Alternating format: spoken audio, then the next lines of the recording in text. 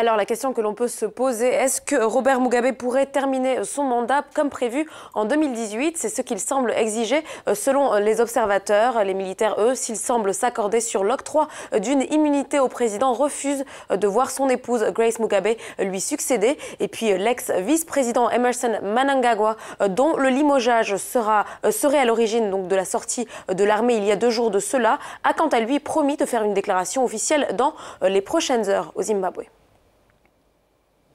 Voilà, on en parle avec Kelvin Jacques Achira.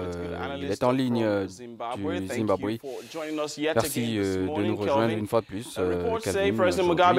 Alors, Kelvin, des rapports indiquent que le président Mugabe a refusé de démissionner de son poste de président, mais qu'il aurait donné tout de même certaines conditions pour le faire. Alors, confirmez-vous cela et quelle est la situation actuelle dans le pays?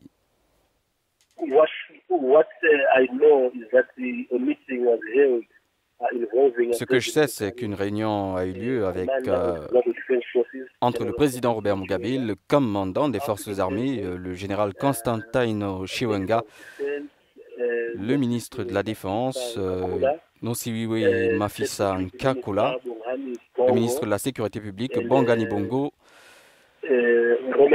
un prêtre catholique romain, le père Fidelis Mukonori, et quelques officiers de l'armée zimbabwéenne.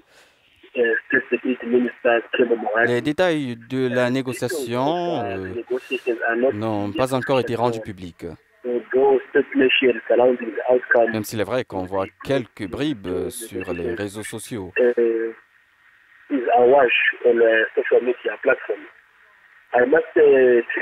Et je dois vous dire que les informations sur les réseaux sociaux ne sont pas totalement crédibles. Je puis aussi vous dire que les Zimbabwéens sont également restent scotchés à leur téléviseur dans l'attente d'une annonce publique très bientôt.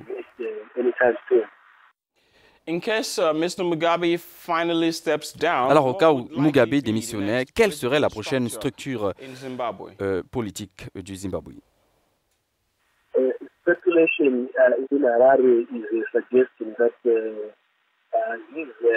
À Harare, il se dit que le vice-président Emmerson Mnangagwa, qui a été récemment limogé, pourrait probablement assurer la transition.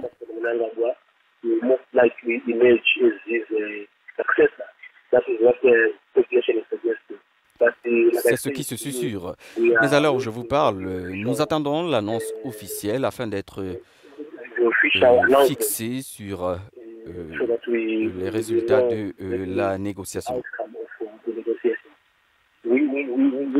Les gens devraient faire fi des informations publiées sur les réseaux sociaux sur cette question en attendant l'annonce publique que nous espérons voir ce soir ou demain matin. Alors Kelvin, diriez-vous que l'armée zimbabwéenne tient ses promesses en disant qu'elle n'opère pas un coup d'État, mais qu'elle enlève les criminels en politique dans le pays?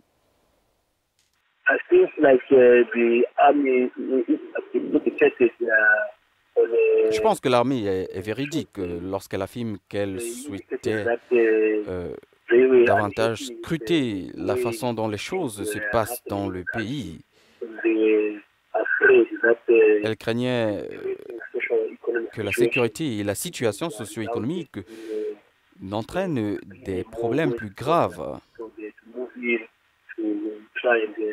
Alors elle essaie d'apporter sa touche à la résolution des problèmes affectant le Zimbabwe.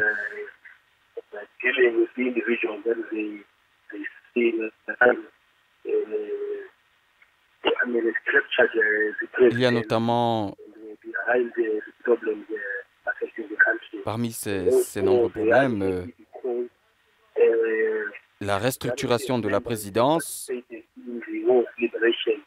et la question de la protection de ceux qui ont joué un rôle dans la guerre de libération et qui ont semblé être des cibles du pouvoir ces derniers temps. L'armée a aussi craint que ce problème n'affecte tout le pays.